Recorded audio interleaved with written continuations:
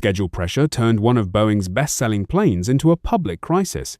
Not a niche prototype nobody heard of, not an experimental jet stuck in a hangar somewhere. One of the best-selling commercial aircraft in the world, built by a company with decades of aviation experience, got dragged into headline after headline for all the wrong reasons. And the root cause was not a lack of talent or a lack of engineering knowledge, it was a calendar. Here is how it started. Boeing needed to compete fast with a new fuel-efficient jet from rival Airbus. Airbus had come out with an aircraft that burned noticeably less fuel per flight, and airlines care enormously about fuel costs because fuel is one of the largest recurring expenses in running an airline. Every percentage point saved on fuel burn compounds across thousands of flights a year, across an entire fleet, for decades. So when Airbus put out a more efficient plane, airlines started paying attention, and some began signing deals. Boeing was suddenly staring down a real threat to a huge, profitable slice of its business, and it needed an answer fast. There were two paths available. Path 1. Design an entirely new aircraft from scratch, with a new airframe, potentially new engine placement, and a genuinely modern platform built around today's most efficient engines. That is the more thorough option, the option that lets engineers solve the efficiency problem cleanly without working around the limitations of an older design. But it is also slow. Designing a new commercial aircraft from a blank sheet of paper, then certifying it as safe to fly, typically takes years, often the better part of a decade, before it is carrying paying passengers. Boeing did not have years to spare. Airbus was already selling. Path 2. Take the existing 737, a design that had been flying successfully for decades, and modify it. Keep the airframe pilots and airlines already knew, and swap in larger, more efficient engines to close the fuel efficiency gap quickly. This is the path Boeing chose. It is faster, it is cheaper, and on paper it looked like the smart move. Reuse what works, upgrade only what needs upgrading, and get back into the market conversation before Airbus locks up more customers. Rather than design an entirely new aircraft, which would take years longer, Boeing chose to modify its existing 737 model, adding larger, more efficient engines. But this is where a purely engineering decision started colliding with a purely physical one. An aircraft is not a smartphone, where you can swap a chip for a faster one and mostly expect the rest of the system to behave the same way. An airframe and its engines are aerodynamically married to each other. The engines are not just power sources bolted onto the wings. Their size, their weight, and critically, their physical placement relative to the wing and the ground all shape how air flows around the entire aircraft during flight. Change the engines enough, and you change the airplane's aerodynamic behavior, sometimes in ways that are subtle at cruising altitude and far less subtle during specific maneuvers, like a steep climb. That is exactly what happened here. Those bigger engines changed the plane's aerodynamics enough that the aircraft's handling characteristics shifted under certain flight conditions, compared to the older 737 models that pilots already knew how to fly instinctively, without a second thought. A pilot trained on an older 737 expects the plane to respond to a given input a certain way. If the physical shape and weight of the aircraft has changed enough to alter that response, you now have a mismatch between what the pilot expects and what the machine actually does. That mismatch is not a minor cosmetic issue in aviation. It is exactly the kind of gap that safety engineering exists to close. Boeing's answer to that gap was software, not hardware. Boeing added new automated software, called MCAS, to keep the plane flying predictably, like older 737 models pilots already knew. The logic behind MCAS, on its own, was not unreasonable. If the new engines change how the airplane behaves at certain angles, and you cannot redesign the airframe from scratch without blowing the entire schedule and cost advantage, then you build software that senses the problematic condition and automatically nudges the plane's controls to compensate. In theory, the pilot experiences a plane that flies just like the one they already trained on, while a computer quietly handles the aerodynamic quirk in the background. It is the kind of workaround that looks elegant in a design review. Solve the hardware problem with a smart, targeted piece of software instead of an expensive redesign. Except a workaround is only as good as the assumptions built into it. And this is where schedule pressure starts to matter enormously, not just as background noise, but as an active force shaping technical decisions. The company was racing against a tight internal deadline and intense pressure to avoid requiring extra pilot simulator training, since that would cost airlines time and money, weakening the plane's competitive pitch. Think about what that pressure actually meant in practice. If the new plane required existing 737 pilots to go through additional, expensive simulator training before flying it, that erodes one of the biggest selling points of modifying the old airframe in the first place: familiarity. Airlines were being pitched on a plane their pilots could fly almost immediately, with minimal retraining, saving them real money and real time. Every design choice that risked triggering a formal simulator training requirement was, in effect, working against the entire business case for the airplane. That commercial pressure did not stay in a boardroom, disconnected from engineering. It shaped how MCAS itself was built and reviewed. A system with real redundancy, one that cross-checked multiple sensors before acting, one whose behavior was clearly and thoroughly explained to every pilot who would fly the plane, would have been a more robust system. It also would have raised harder questions, taken longer to validate, and risked drawing more attention to just how much the new plane's handling actually differed from its predecessor, the exact kind of attention that could trigger the costly training requirement everyone was trying to avoid. Investigations after 2 fatal crashes found the software relied on a single sensor with no backup cross-check, and pilots were not clearly informed about how the new system behaved during emergencies. Sit with that for a second, because it is the technical core of the entire story. A single sensor feeding a single stream of data was allowed to trigger a powerful automated system that pushed the aircraft's nose down, with no second sensor cross-checking whether that first sensor's reading was even correct. In most safety-critical systems, redundancy is not a luxury. It is a foundational assumption. You do not let one instrument, which can fail, become the sole trigger for a major automated intervention, precisely because instruments do fail sometimes, and a system built on a single point of failure will eventually encounter that failure. Just as important as the sensor issue was the second finding. Pilots were not clearly informed about how the new system behaved during emergencies. Even a system with a design flaw is more survivable if the people operating it understand exactly what it does and how to respond when it misbehaves. Pilots facing an unexpected, aggressive automated input, with limited documented understanding of what was happening or why, had far less ability to diagnose the problem in the moment and respond correctly. Training and clear documentation are not paperwork exercises tacked onto engineering afterward. They are part of the actual safety system, just as real as a mechanical backup or a redundant sensor.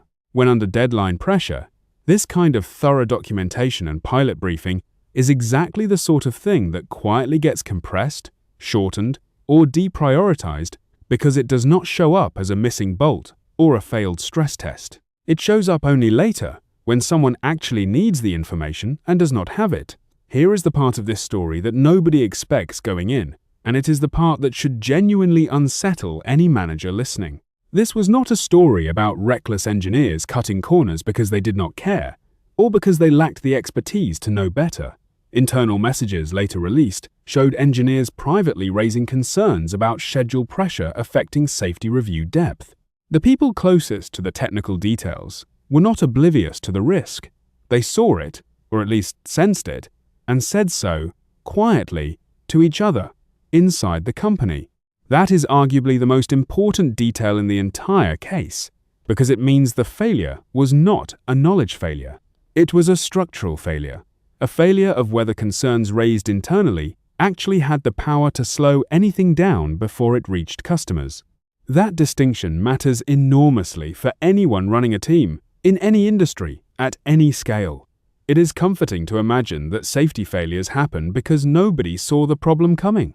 It is far less comfortable, and far more useful, to understand that sometimes the problem was seen clearly by the right people and simply did not travel far enough or fast enough through the organization to change the outcome.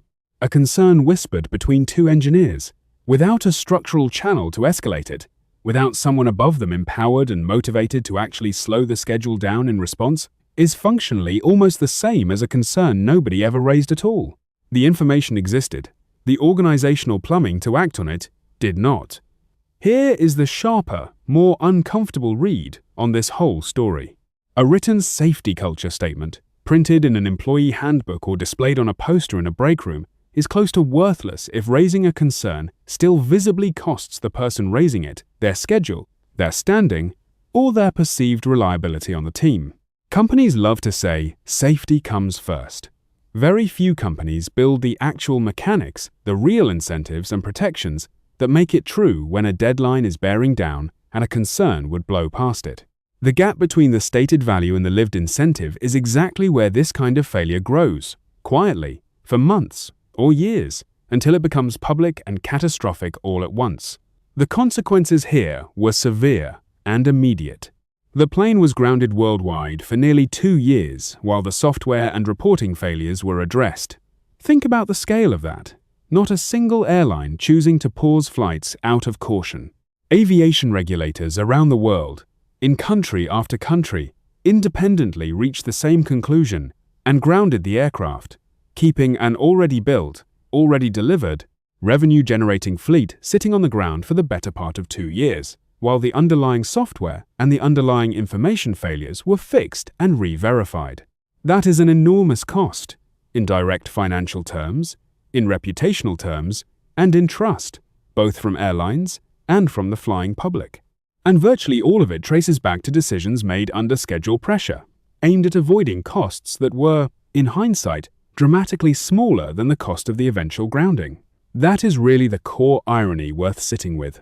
Every decision along the way that prioritized schedule, that avoided triggering extra training requirements, that kept redundant safety review from slowing things down, was individually defensible as protecting the business case and the competitive position against Airbus.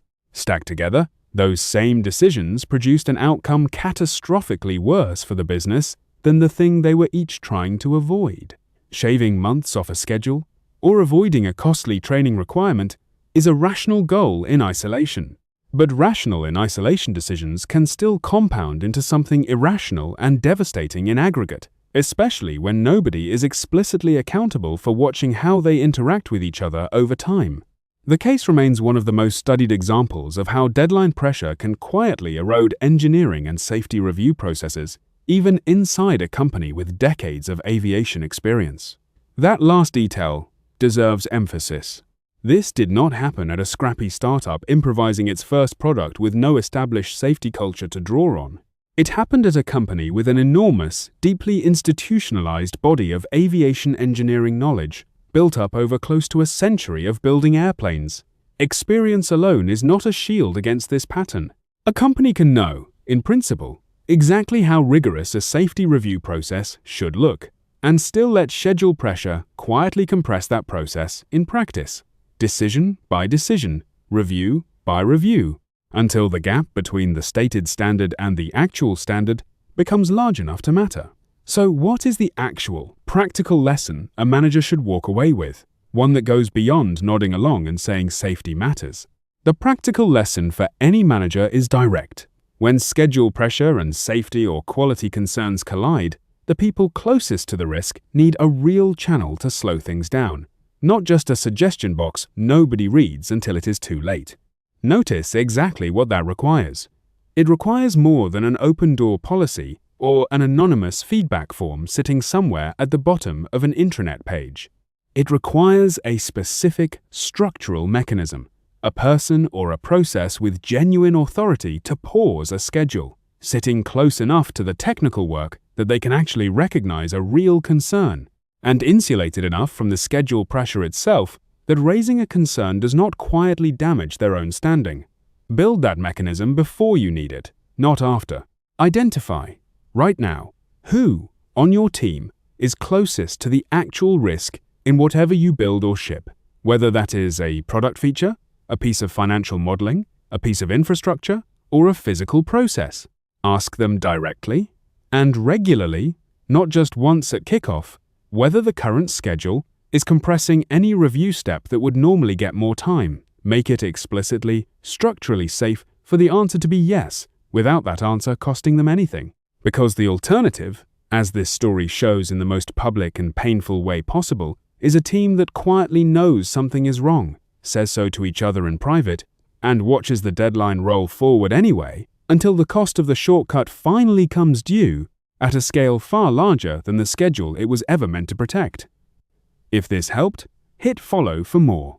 The plane that was rushed to beat a competitor's schedule ended up losing nearly 2 years grounded, far more time than the training requirement it was built to avoid ever would have cost. The fastest path on the calendar is not always the fastest path to the outcome you actually want, and the moment to build a real channel for concerns is before the deadline, not after the headline.